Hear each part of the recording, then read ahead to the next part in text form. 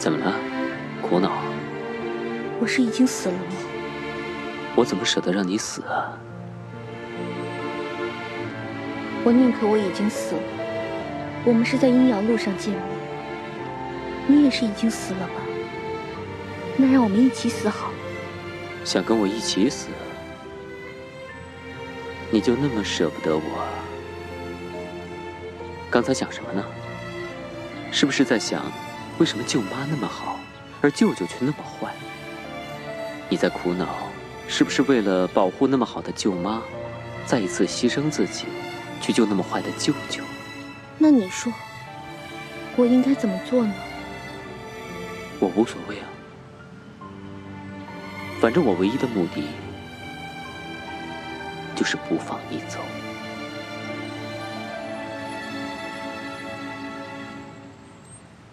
阴阳、明暗、黑白，其实并不像世人想的那么干脆，并不是选择了白，你就不是黑；你选择了光，你就不是暗。有时候你怎么选择，结果都是一样。比如说，你舅妈是光明，你舅舅是阴暗，你为了保护你舅妈，就要再一次回到我身边，那就是回到了阴暗。那如果你选择了自保，而不理舅舅的死活，你是回到了光明，但同时你也会发现，原来自己可以那么自私，原来你自己也有那么阴暗的一面。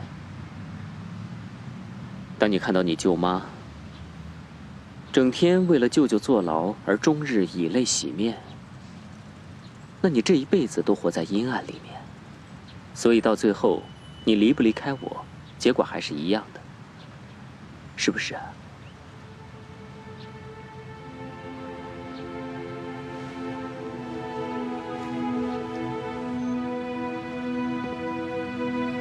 为什么看到我痛苦，你会快乐呢？那是因为我是一个注定要下地狱的人，我想有人陪，而你是最好的人选。我是来带你走的，就让我们一起下地狱吧。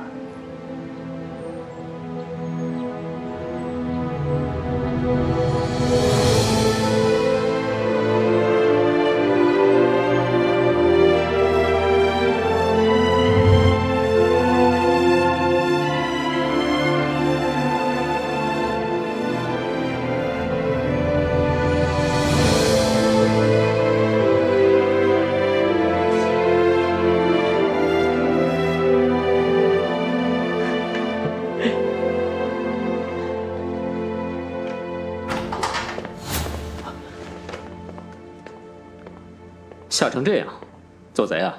你就不能礼貌一点，敲个门再进来？外面的人都说穆家二少爷并不是花花公子，看来真的不假，还挺用功的嘛。那当然了，岁数不小了，也该收收心了，浪子回头嘛。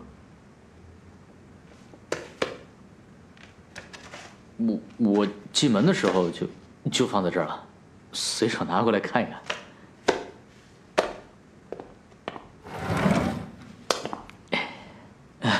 知我者莫过且夫也。你是知道这次事情闹大了，没那么容易过关，所以就装作浪子回头哄你爸开心，回来做班玩2、3个月，就找个机会溜了，是吧？2、3个月？你开玩笑呢吧？我的计划是不到1个月就开溜。那你爸可失望了，他还指定你来顶我的位子呢。我可不行。你能做的事我做不来，我老爸。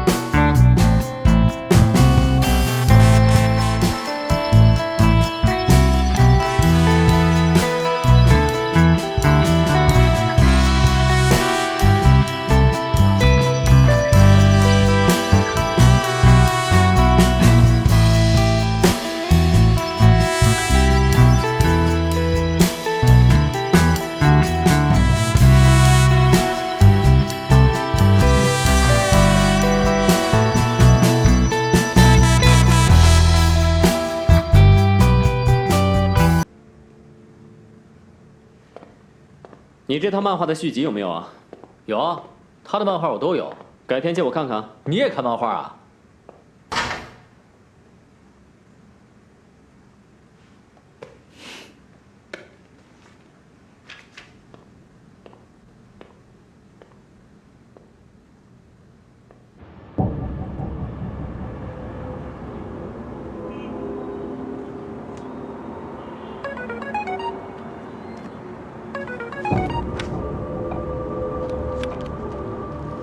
老公，还不回家？还没有玩够啊？怎么啦？你想我啦？我在想另外一个女人，谁呀？一个叫林姿贤的女人。网上的事我问过她了，她没有否认。可是我看她那个样子，根本没有这个能耐，搞那么多事出来，背后肯定有人指使吧？你不服气是不是？你以为搞块破石头，弄个破戒指就能把我给骗了？我警告你，不要再碰她。你警告我？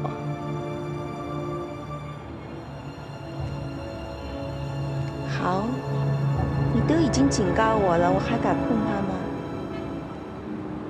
我这离她远远的。觉得怎么样？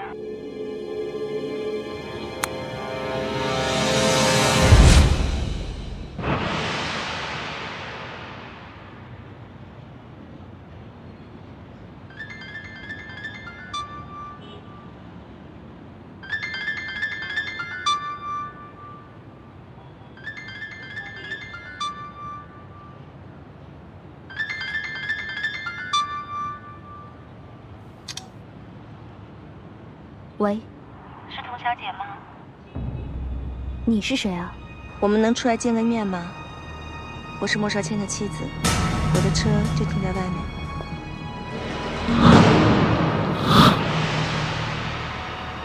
童小姐，莫太太，我和莫先生已经一点关系都没有。你肯定？你别有什么顾虑，我只是想跟你见个面，可以吗？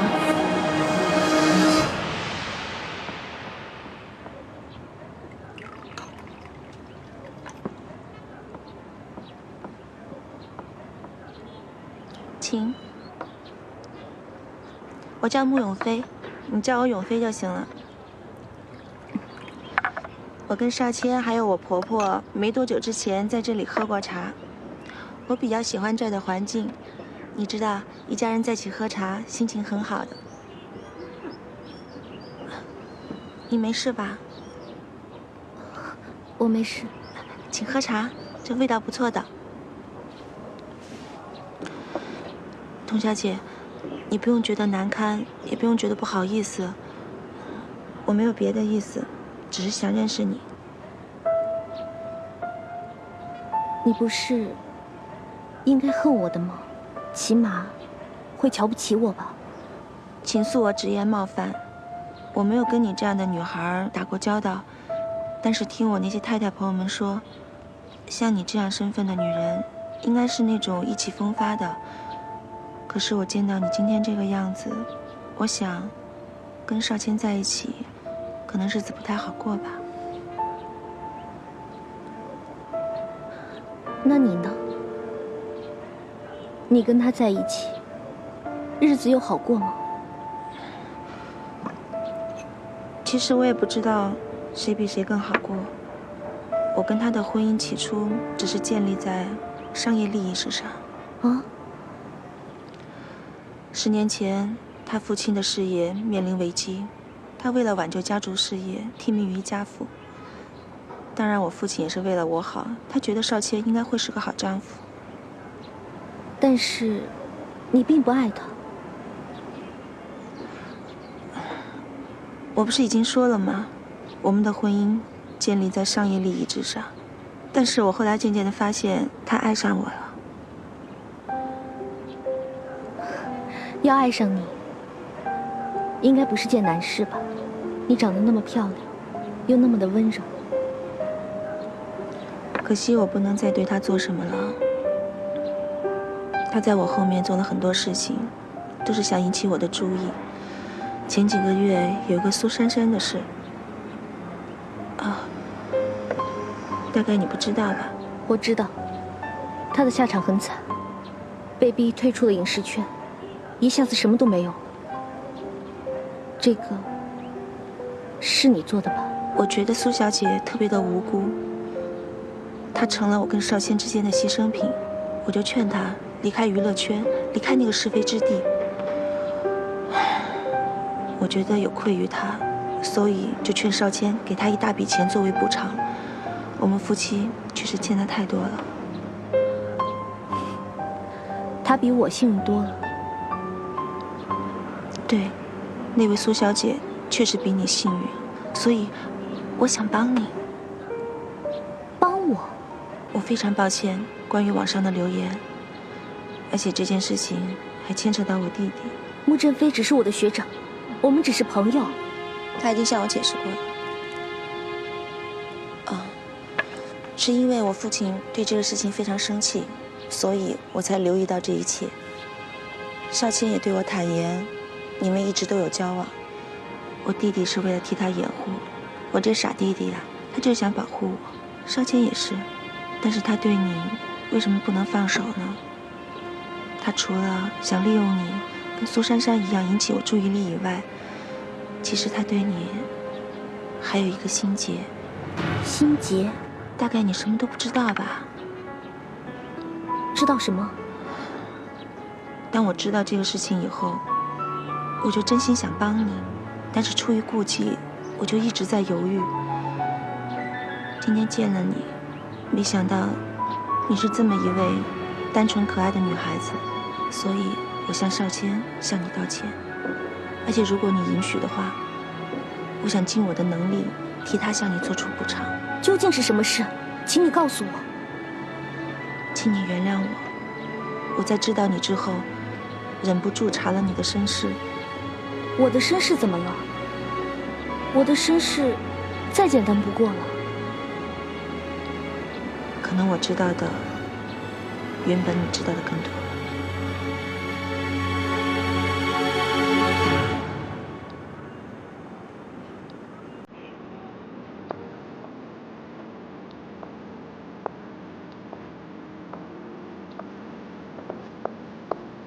童小姐，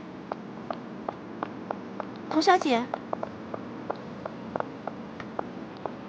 你没事吧？我没事，谢谢你告诉我这一切。再见。你去哪儿？我送你吧。不用，谢谢。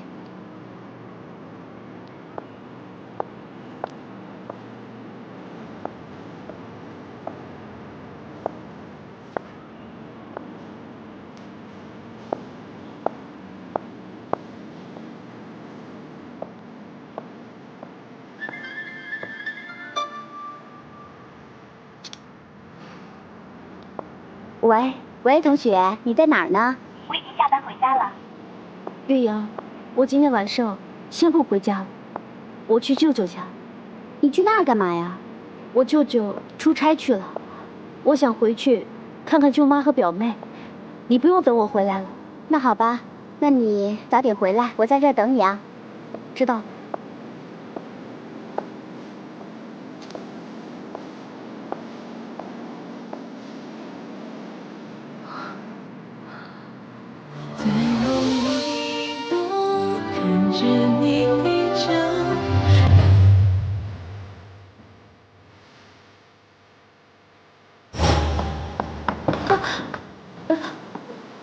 对不起。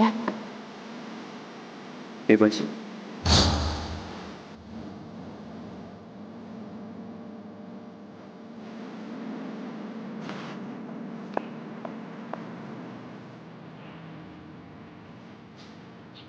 莫先生，涂小姐刚打过电话，说现在回来。知道了。莫先生，您什么时候回来？吃过饭了没有？我先去医院，然后就回家。弄点夜宵吧。是。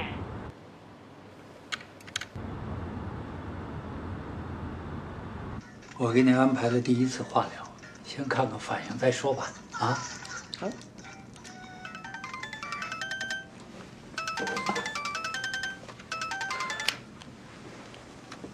回来了。刚下飞机，我现在去看你。我已经出院了，出院了？没事了，当然就出院了。那你在哪儿？我去找你啊。有一帮朋友来找我，我们正在吃香喝辣，高兴着呢。你别来打扰我们，回家去吧。妈，同学他回家了，你就不用担心他。那你打算怎么样？我不是跟你说叫你别管了吗？你如果太过分，我一定管。行，知道了。挂了啊。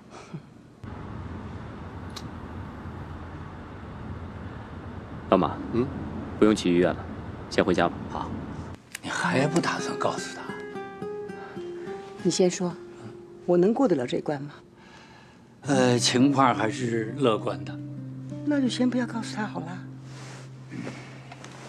哎呀，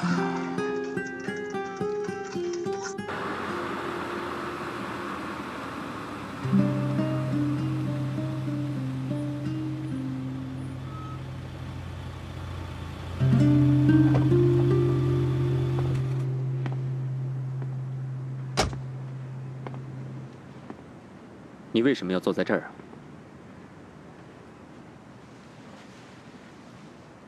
即使我舅舅没有犯罪，即使他没有证据落在你手里，你还是会有其他方法对付我的。你还是会想尽一切方法的，是吧？什么意思？刚才我在街上走着，我不知道要去哪儿，然后不知道怎么的，我走到了那家餐厅，那家我们认识的餐厅。我们进门再说吧。你告诉我，在我到那家餐厅打工之前，你就已经是那里的老顾客了。你不是因为我才去那家餐厅的，是我自己运气不好，在哪打工不好，叫你遇上我。但是，即使我不去那家餐厅打工，你也会上天入地的把我给找出来的，是不是？你到底在说什么？你是来报仇的，是不是？10年前，我爸因为50万出卖了你爸，害死了你爸，害你们家几乎破产，害你把自己卖给牧师。你是来报仇的，是不是？谁告诉你的？是不是？是不是？你说呀，是不是？是不是？你别这样！你走开！是不是？你说呀，你跟我说呀！你冷静点。我不是要冷静，我是要狠心。你冷静点！狠心一点，杀了你！我要杀了你！你冷静点！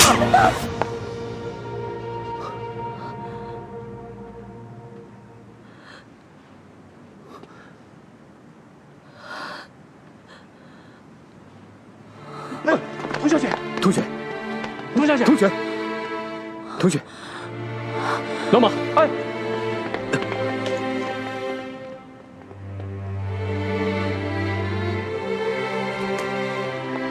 哎呀，童小姐怎么了？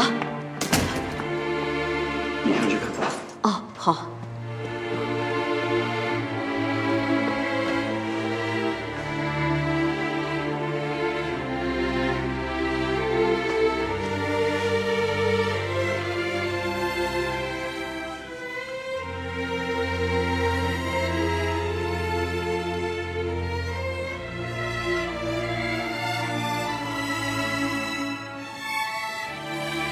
一定很痛，是不是？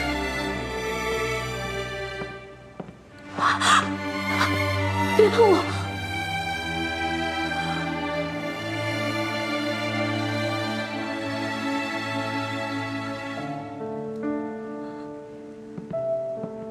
莫先生，您的衣服脏了，不如先去换件衣服吧。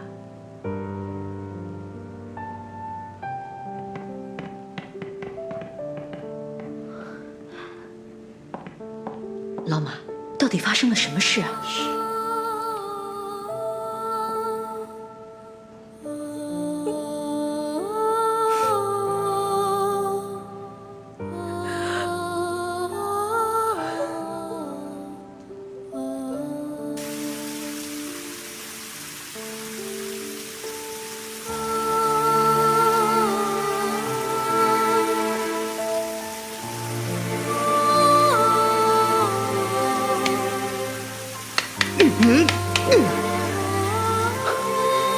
是谁？是谁告诉他的？是谁？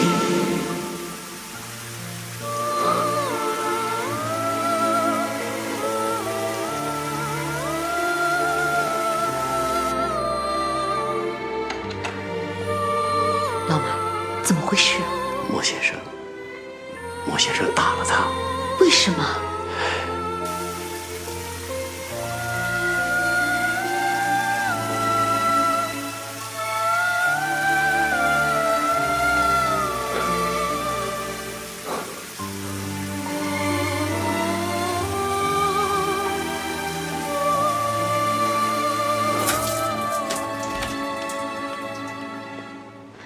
怎么会这样？刚才我听了，也被吓着了。莫先生没有否认，不过脸色也变了，就问了童小姐一句：“是谁告诉的？”那就是真的了。哎呀，这究竟是谁欠了谁呀？这也轮不到我们管了。我去给他泡杯参茶，你看着点啊。丁科长，我进去不方便，我就在这守着吧。你快点回来。好。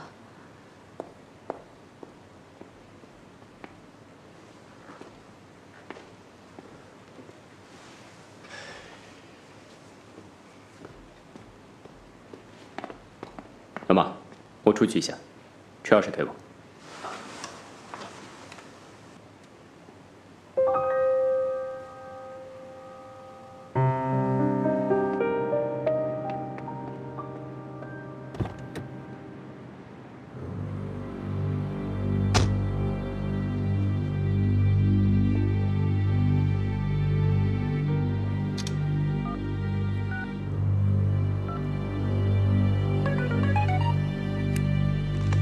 喂，出来吧。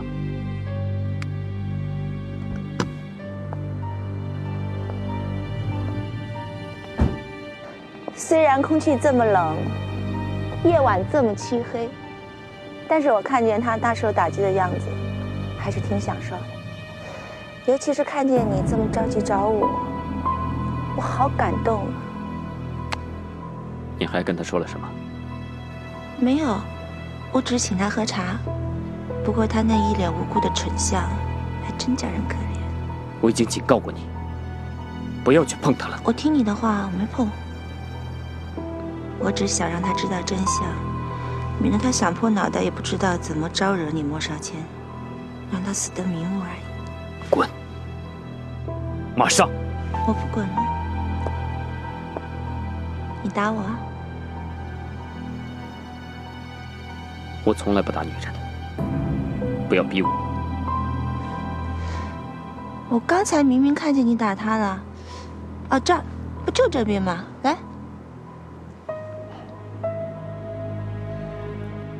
我打她，因为她是我的女人。我只会打我的女人。莫少谦，我才是你的女人。不管你承不承认，我们都是夫妻。10年前我已经跟你说过要离婚了。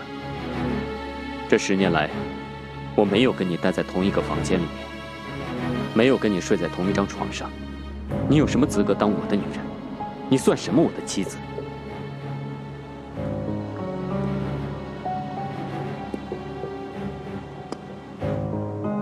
不管你做什么，他都不会爱。别白日做梦。你也是。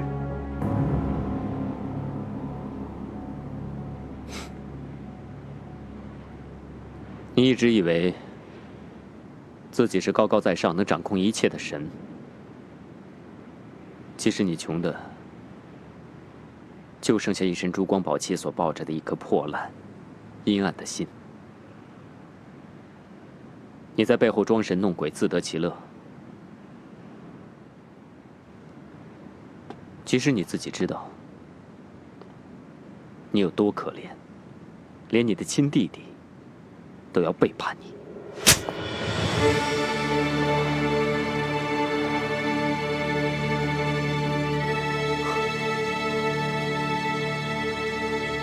我不会还手的。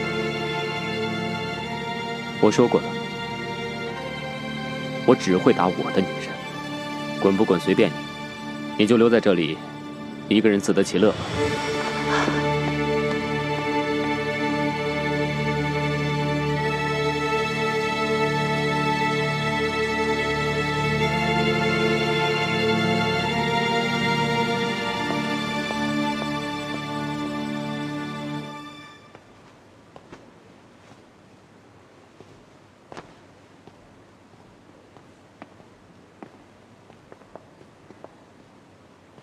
莫先生，童小姐已经好多了。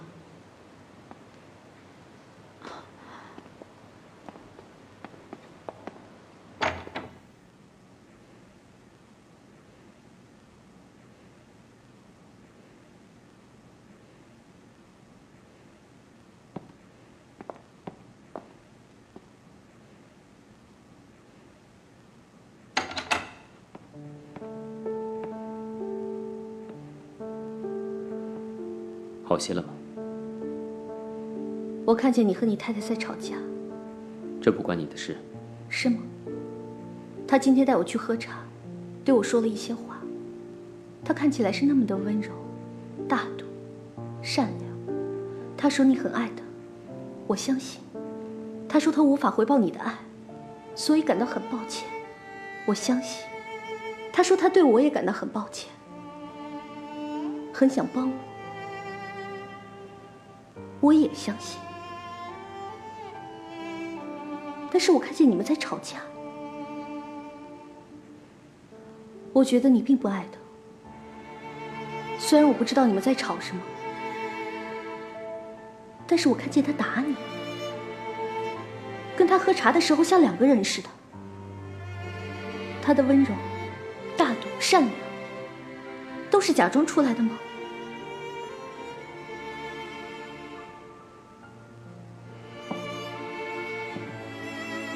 那么，他说我爸因为50万出卖了你爸，害死了你爸，我又应该相信他吗？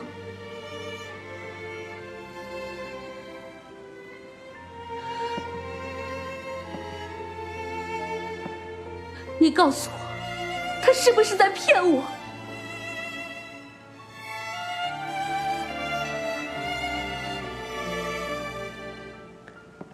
你走吧。恭喜你终于成功的让我对你倒进了胃口。告诉我！我叫你走。告诉我！我叫你走！告诉我！你告诉我！你告诉我呀！告诉你什么？想我告诉你他是骗你的？想我告诉你你爸没有贪污，你爸是一个很正直、很正气的人，是不是？陆先生，陆先生，陆先生，你的手，尽快下去，快点。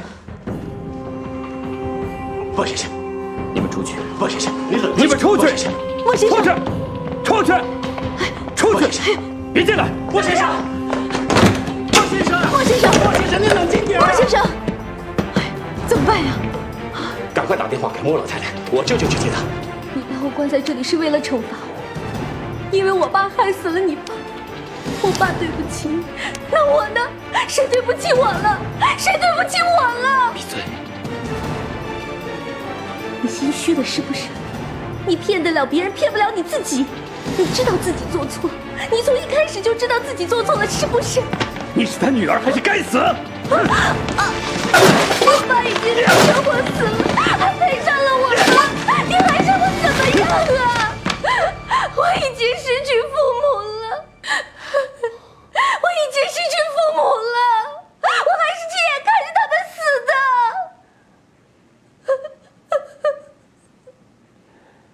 你还能看着你爸死？可是我连我爸最后一面都没能看到。当我赶回来的时候，我只能看到我爸一副冷冰冰的尸体。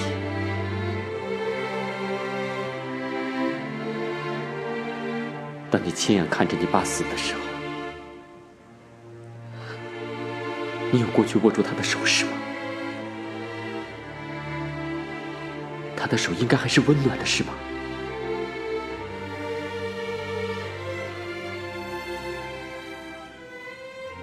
可是当我握着我爸的手的时候，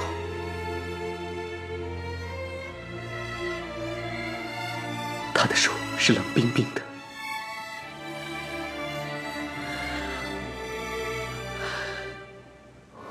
你为什么不告诉我？你为什么一直都不告诉我？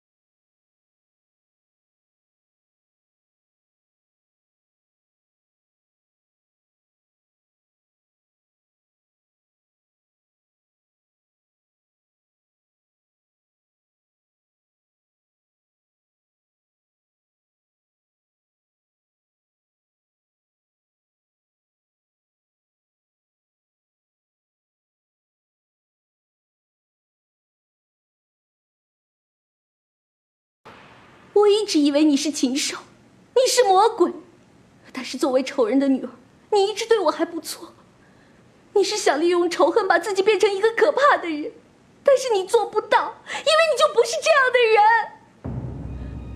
你是想报仇，但是你下不了手。3年了，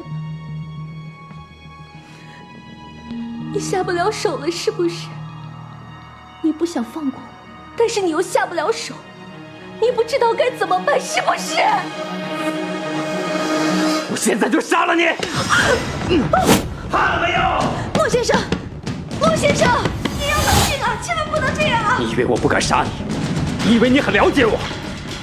今天我们就来个了断，我们一了百了，以后谁也不欠谁，谁也不欠谁。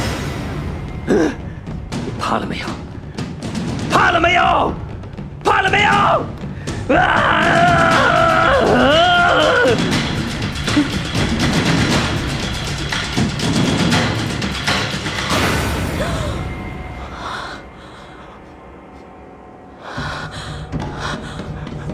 莫先生，您不要这样啊！开门呐！你滚！滚！不是少天，你这是干什么？我永远不要见到你！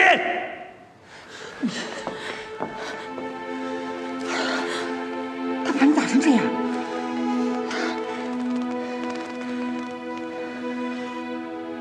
蒋阿姨，你怎么来了？我们先送你走。不，我不能走，我走了他会告发我舅舅的。放心吧，你可以走。你怎么知道？对不起，我没告诉你我是少谦的母亲。什么？你是少谦的母亲？你也在骗我？童小姐，你不要碰我，连你也是骗我的。真的对不起。你不要说，你们都在骗我，所有的人都在骗我。这次是真的，你可以安心的走。少谦，他不会再对付你，也不会对付你舅舅。真的？真的，我以少谦母亲的身份向你保证。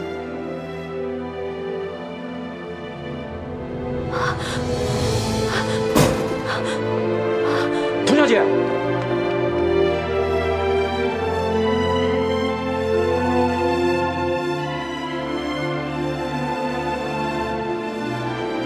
妈妈。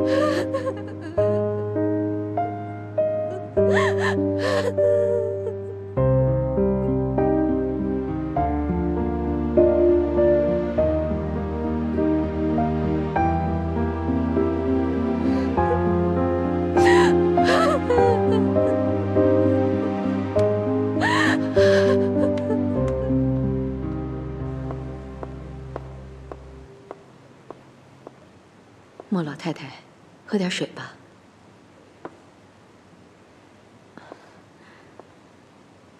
对不起，这么晚了，我擅自做主，让老马把您接过来了。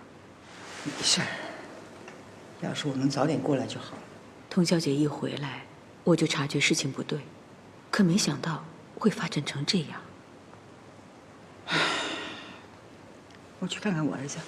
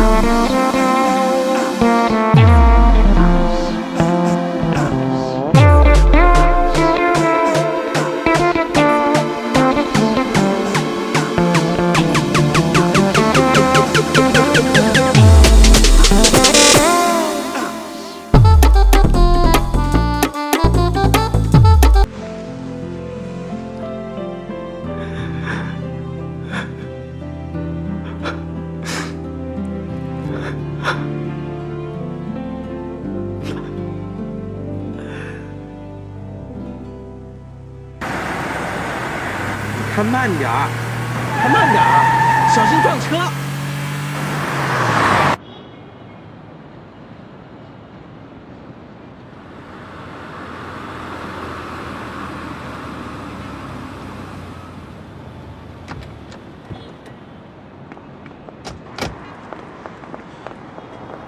月莹，同学在那儿。同学，月莹，同学，你怎么满身是血啊？哪受伤了？没有，我没事，不是我。你真该死！你竟然敢一个人去找他！你竟然不让我陪你一起去！我发誓，我再也不理你了。对不起，对不起。你真该死！我再也不理你了。丽妍，不好意思啊，我原本不想打扰你们哭的，但这实在太冷了，有什么事回家再说吧。高兴，你怎么也来了？我怕那个坏蛋莫少谦还缠着你，追着你，我就让他跟我一起来保护你，必要的时候呀，揍他，揍死他。同学，你怎么没有穿着鞋就跑出来了？同学，你怎么不告诉我，让我给你带一双鞋子呀？你真是的。好了好了，什么都不要说了，我们赶紧回去吧，有什么事回去再说。同学都已经累了。好，有什么事回去再说，别急，一切都会好起来的。好了，我们先回去吧。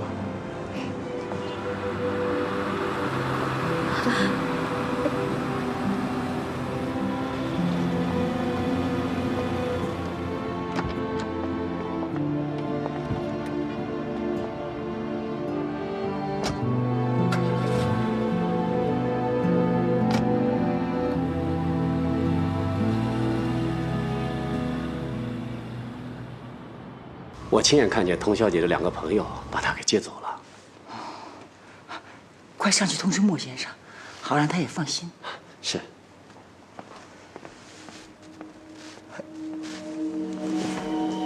哎，您怎么了？啊，不舒服啊？没事儿，一点小感冒。我扶您到客房休息吧。不行，我体质特殊，不能乱吃药，只能吃古医生为我开的药。我得先回去了。那让老马帮您去拿好了。他也折腾一夜了，别让他再跑来跑去，我自己回去就行了。明天我就来看少谦。还是让老马去吧。你们帮我好好照顾少谦就行了。上去看看他，我没事儿。去呀。那明天您会过来吗？当然。还不快去？我自己叫车。那我去看看莫先生。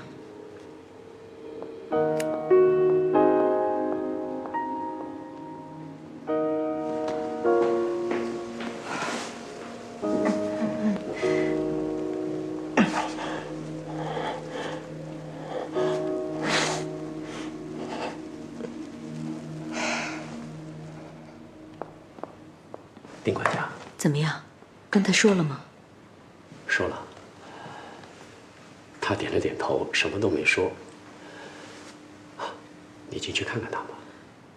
好。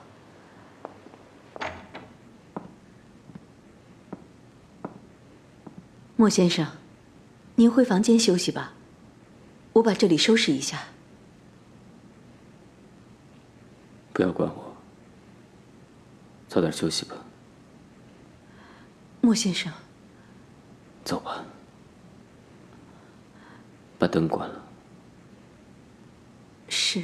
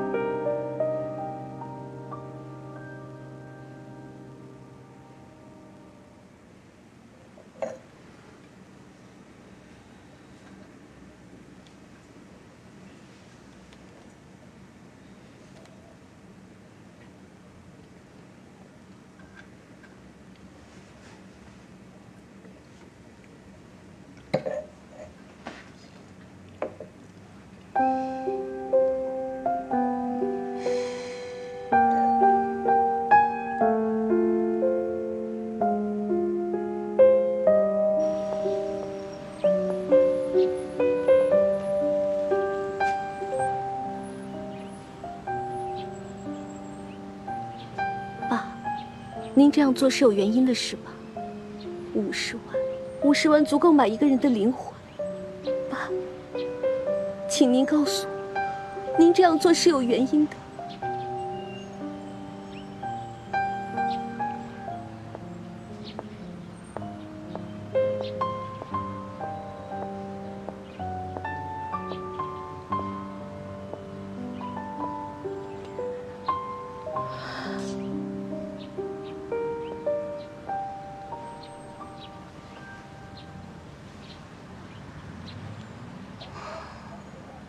我想我明白你现在的心情。人都有追求真相的欲望，可是真相却不是所有人都能承受得起的。我爸的事，您是早就知道了。可是我并没有追究什么。我对做生意完全不感兴趣，而且在商场上，出卖或被出卖，是最平常不过的事儿。在医院第一次见面的时候，你也已经知道我是谁。没错。不过这一切并不是少谦安排的，一切跟他无关。他当时甚至不知道我已经回来了。10几年前，我和他父亲离婚之后，我就去了德国。我们母子两个很少见面，不过有互通电邮。少谦心里那些不能也不会对外人说的心底话，都会在电邮里跟我说。这一切都与我无关了。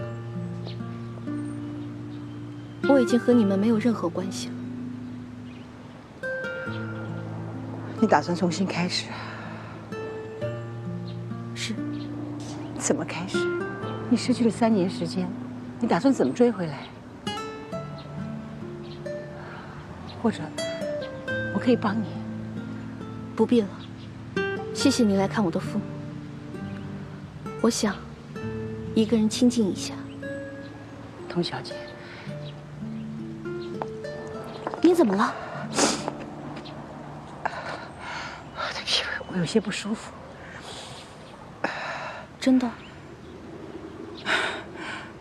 被欺骗了太多，不敢随便相信人了吧？对不起，我以为您是装的。童小姐，时间对我们每个人来说都是宝贵的，可是如果我们不懂得掌握时间，时间就不属于我们的了。我们可不可以争取时间，坐下来好好的谈一谈？过程中有哪句话不中听的，你可以随时离开。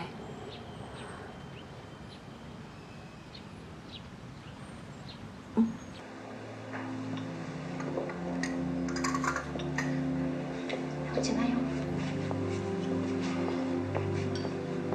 首先，我要替少谦向你道歉。他太太也来找过我，她说她要替她的丈夫向我道歉，她说她自己也要向我道歉。我不喜欢穆永飞，这个女人心机太重，而且手段圆滑。当初如果不是迫不得已，少谦是不可能和她结婚的。少谦的婚姻几乎是一场殉难。他在结婚前的一晚跟我说：“妈，我这一生多幸福呢。”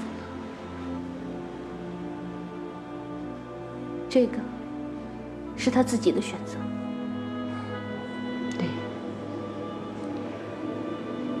他对他父亲感情很深，就像你对你父亲一样。为了保住他父亲的基业，他固执得像个孩子，不惜一切。对不起，我真的……我知道，你现在不想听到任何关于少谦的事。我今天来，也不是想求得你的原谅，我是真心的想要帮你。谢谢你，可是，我想凭我自己的努力。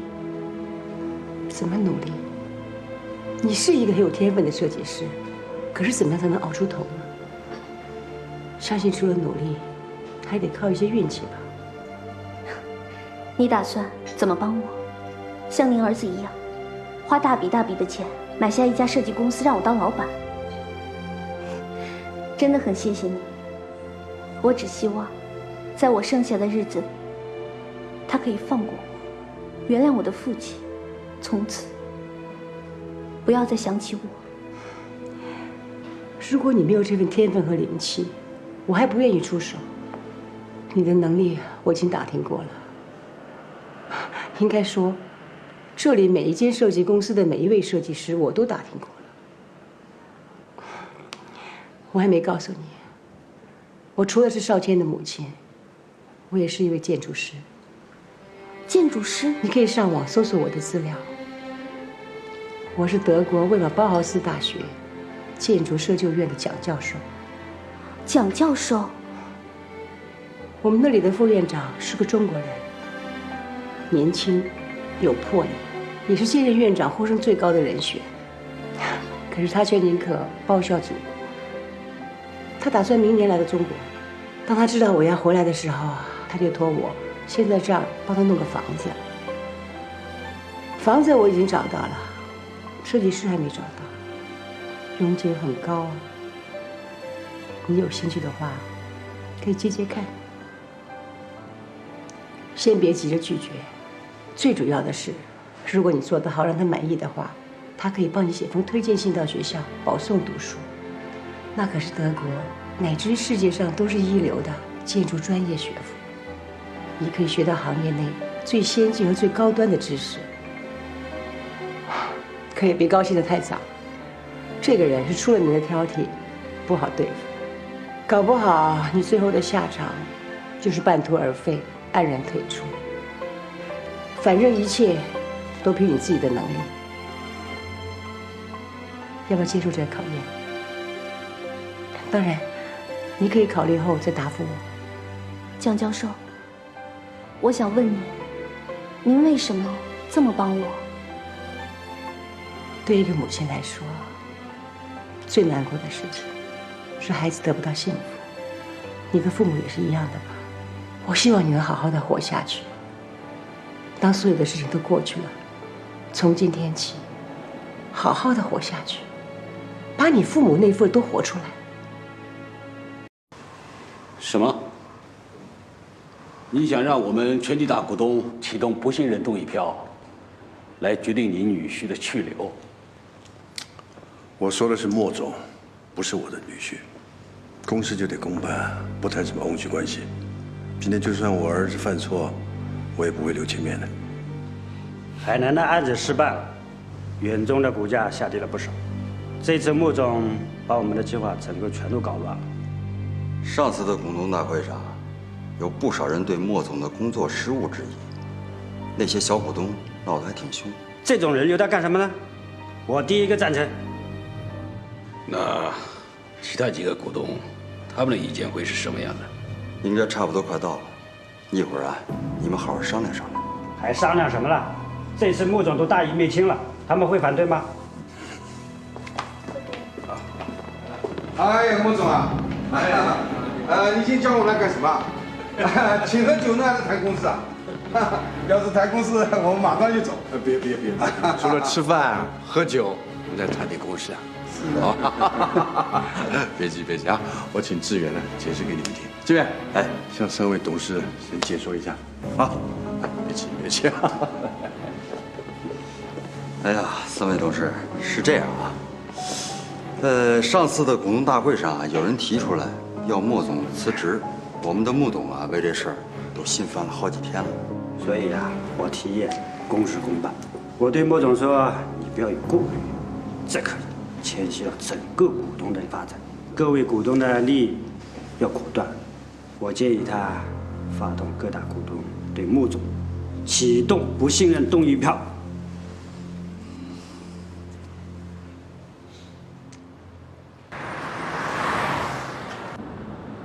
爸，真的要召开股东不信任投票，把姐夫踢出去？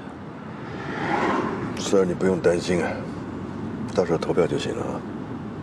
还有，尽快熟悉远中的业务，准备接替你姐夫的位置。你觉得他会那么轻易的就范吗？他还能怎么样啊？这玩女人已经玩得头脑迷糊了。也许这10年过去了，他自己觉得没什么作为，意兴阑珊嘛。那既然如此的话，那我就成全他。让他走。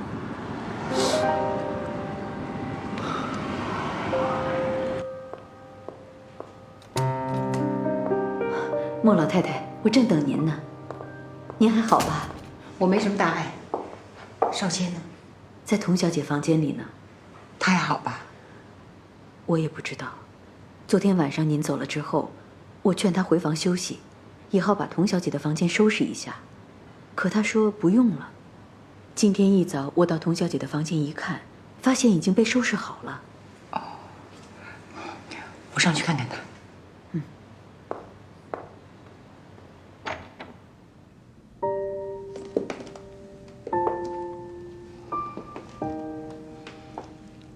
儿子，你妈来了。妈，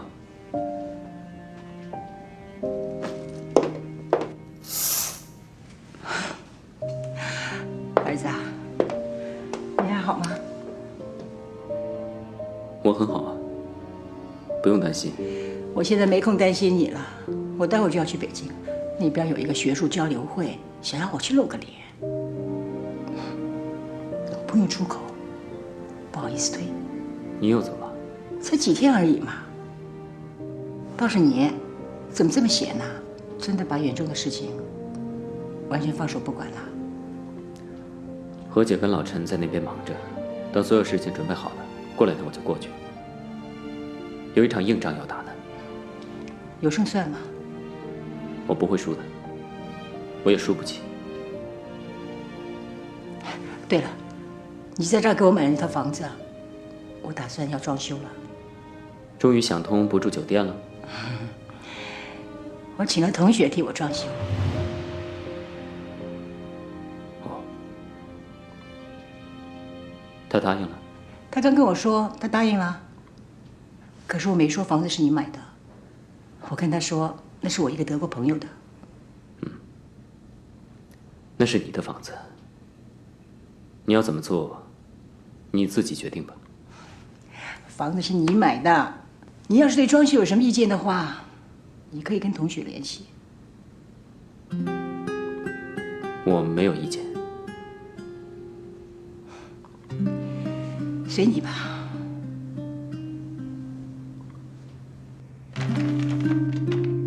你看见什么了？房子的建筑图啊。我看见的可是一个挣大钱、出国读书的好机会。哎，我们占用了你老爸的书房，他要是回来了怎么办呢？没事儿，今天我老爸给我打电话说，他现在在香港，然后去北京、去上海、去广州，再去香港，怕没有半个月他回不来。那好，那我们开工吧。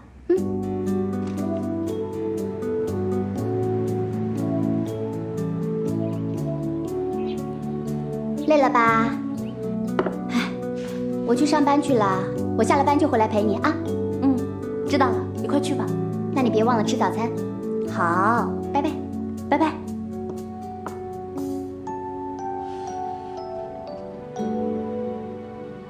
文豪说，这次穆长河是铁了心要把你踢走了。他已经发动股东对你投不信任票。远中集团一共有9个股东，穆长河肯定会做好人，投弃权票，而你呢，也不能投票。穆正飞和穆永飞肯定会站在他父亲那一边，那剩下的只有这5个股东啊。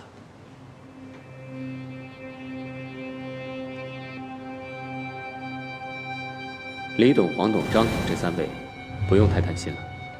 当年穆长河是需要利用他们的资金，这些年来，一直要把他们踢走。当然，穆长河会施压，让他们投反对票。但是他们为了保护自己在远中的地位，会让我们留下来，跟穆长河抗衡的。我也是这样认为的。那个石董一直是穆长河的死党，这块骨头很难砍呐。不是难啃，是根本不需要考虑。我同意。那现在唯一可以争取的，就是韩董，只要他投我们赞成票，那我们就是4票对3票，那我们就赢了。最近韩董好像在忙一个项目。是的，他一直在找穆长河谈投资合作，可是穆长河好像不感兴趣，因为那个投资回报期太长。你们私底下跟他们联系一下，说我们有兴趣跟他合作投资。那资金方面呢？陶敬天那里。什么？那可是好不容易用海南项目换来的借款呐！是这个项目可不能动啊！这 GPS 对我们非常重要。反正那笔钱也不够，过了这一关再说吧。那个女人真的走了吗？好了，就这样决定了。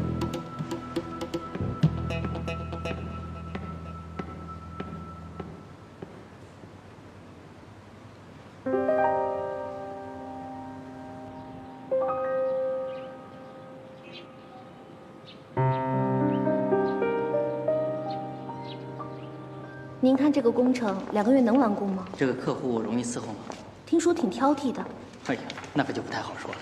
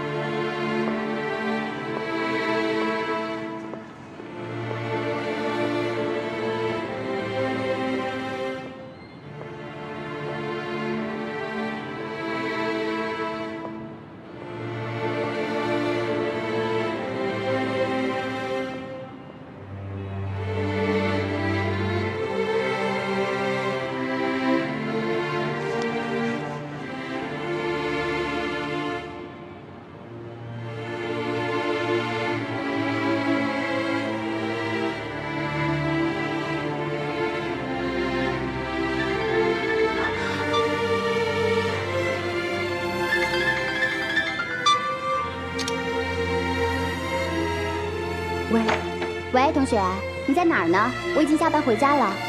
你还在工地啊？同学，你怎么不说话呀？你没事吧？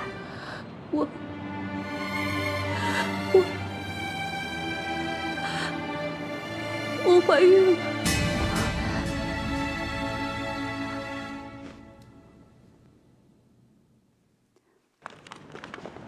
医生说你身子太虚了，一会儿回家呀，我让厨师给你做点好吃的补一补啊。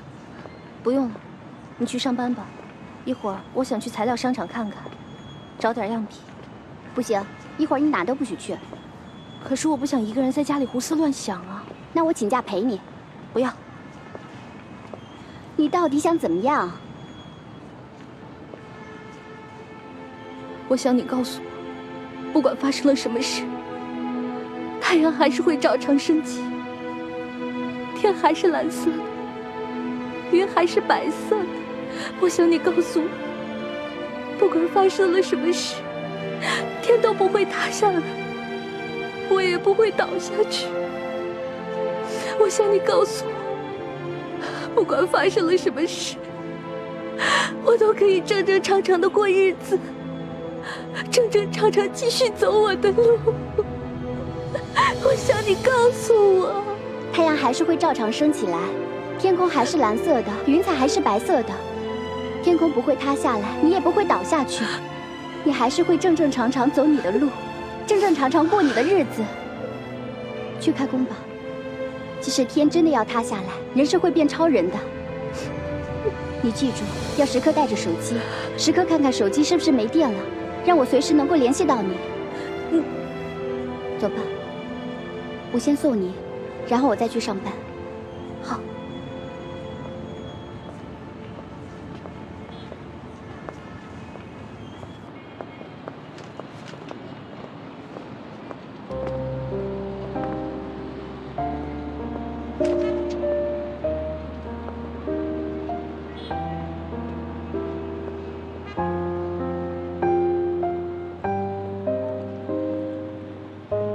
我这是怎么了？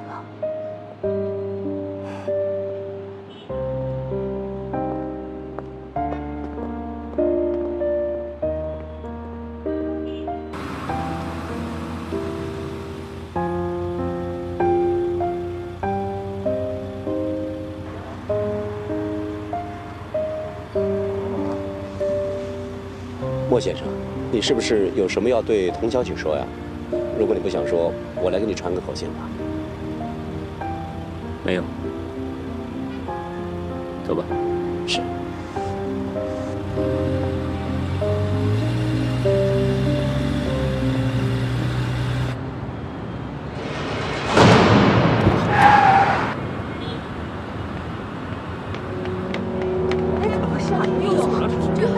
同学，晕倒了，赶紧上山吧。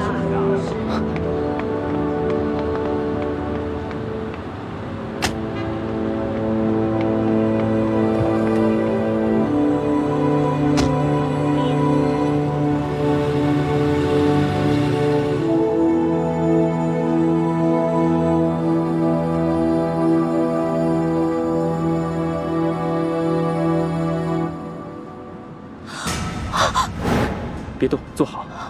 你还是不肯放过我，你要把我抓回去是不是？谁要把你抓回去？是你刚刚在路上晕倒了。你怎么知道我晕倒的？你跟踪我。童小姐，是我发现的。我和莫先生正好去办事情，路上正巧碰到你晕倒了，所以莫先生要我送你去医院。啊！我不要去医院！你停车！你放我下车！你给我放我下车！我不去医院！不舒服，你放我下车啊！你冷静点。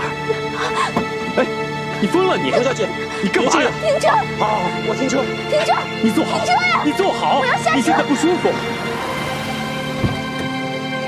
哎，同学，同学，放开我！别走！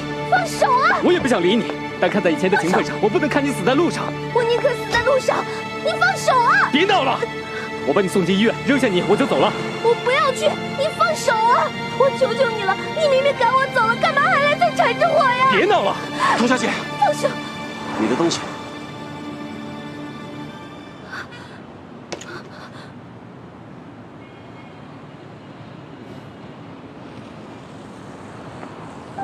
莫先生，送他去医院，我自己打车回去。